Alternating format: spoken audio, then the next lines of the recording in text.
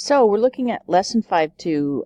The title is Solving System of Equations by Substitution.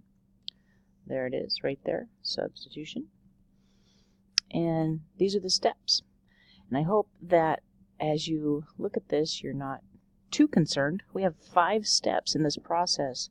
We are still solving a system, so we're still looking at that point, possibly, where 2 lines intersect. So we're trying to find that point of intersection. And so here we go. Let's read through the steps quickly. It says we're going to solve for one variable, either x or y, in at least one of the equations. After we do that, we're going to substitute the resulting expression into the other equation. So we're going to solve one equation and plug it into the opposite equation.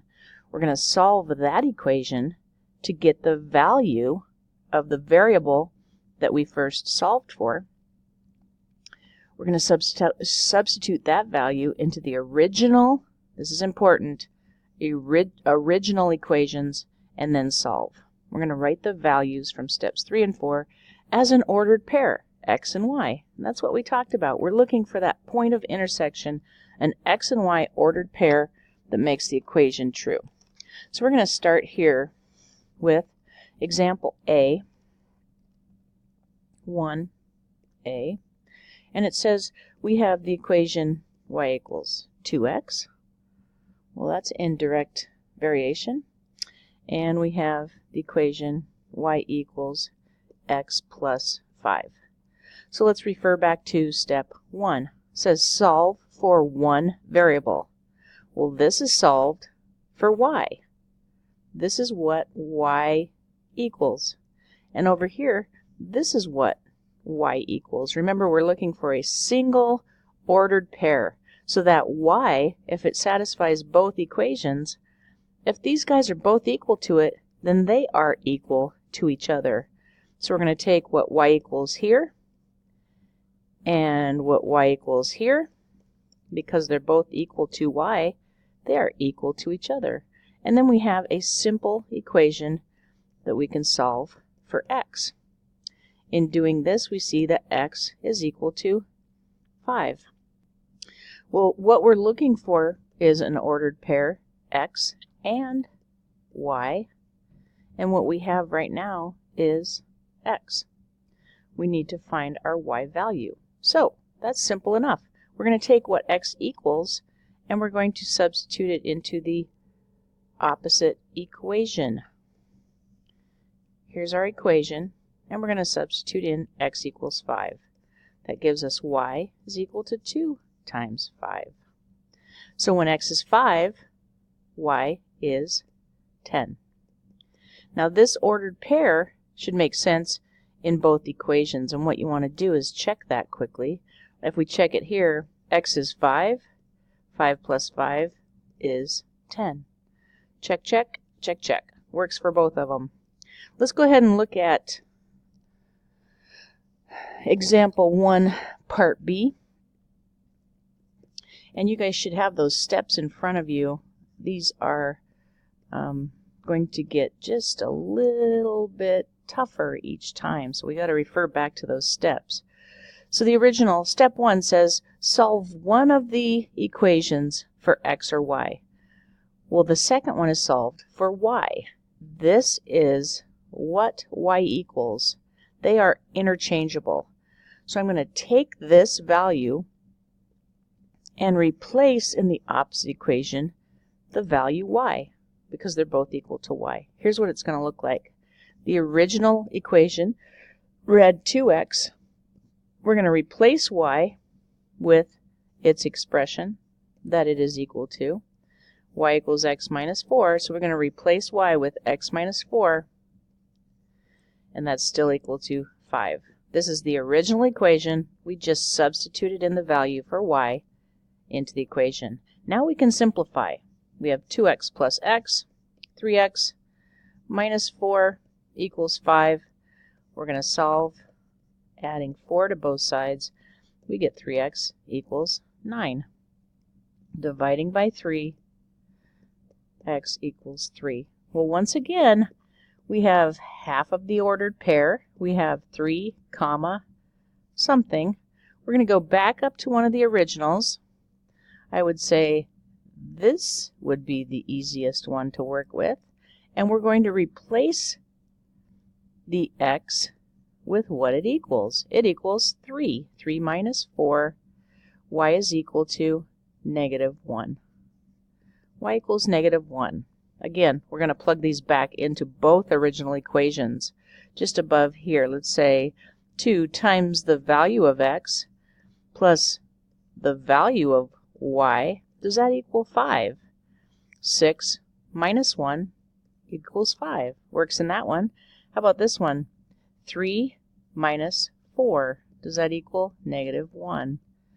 Check, check, check, check. We're good to go. I'd like you to look at example 1, part C. We have x plus 4y is equal to 6. Second equation, x plus y is equal to 3.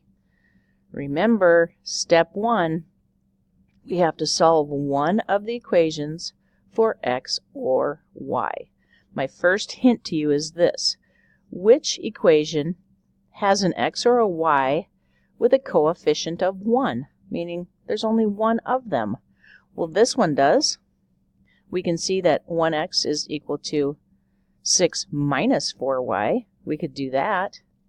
Subtracting 4y from both sides, we get x is equal to 6 minus 4y. We could do the same thing over here by subtracting y from each side. We can see that x is equal to 3 minus y. Now this looks very similar to the first problem. If both of these expressions are equal to x, then they're equal to each other. So we're going to bring down this expression and this expression, and we're going to solve.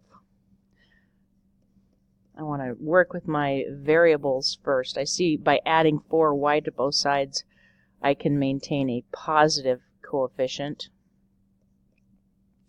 Over here I have a 6. I'm going to subtract 3,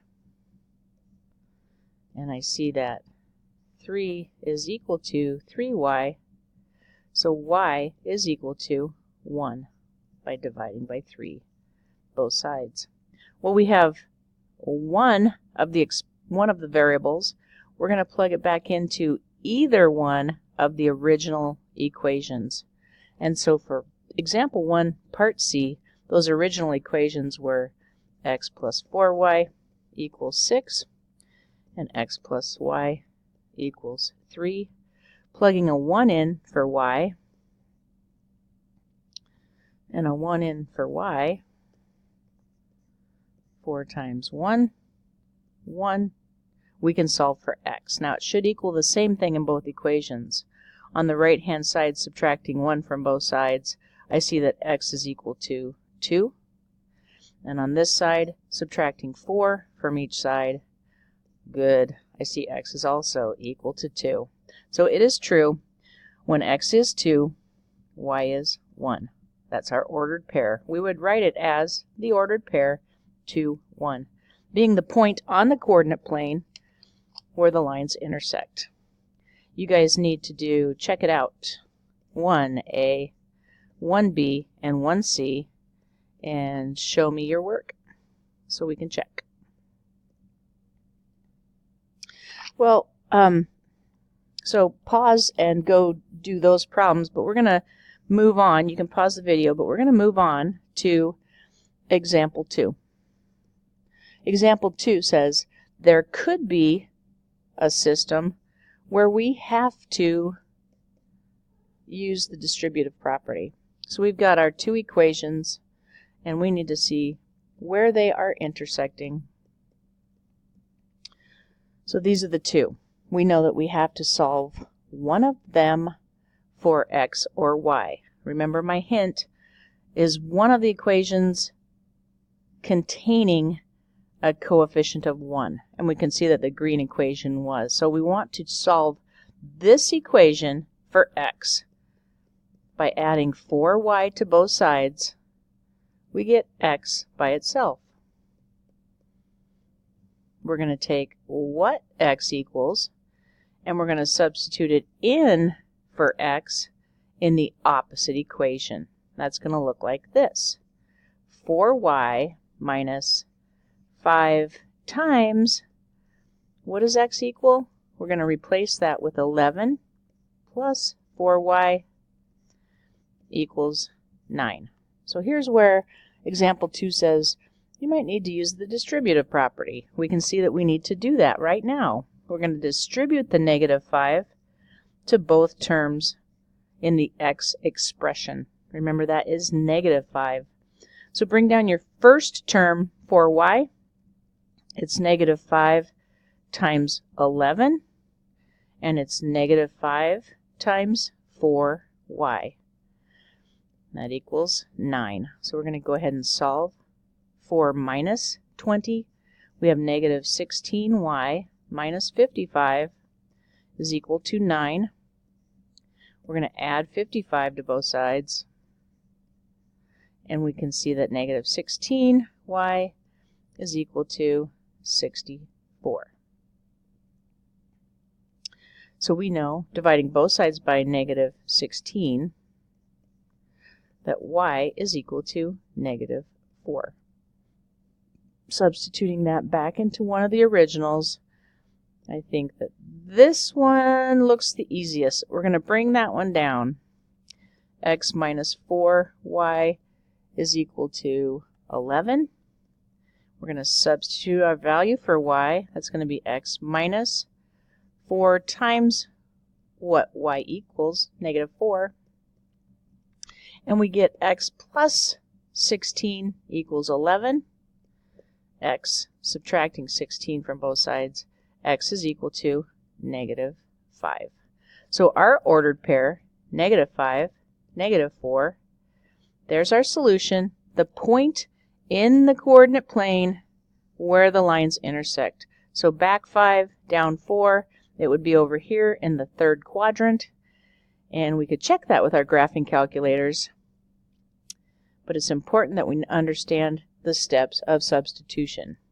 So please do check it out too and show me your solution. After you're done with that, go ahead and consult PowerSchool and get your assignment for lesson 5-2.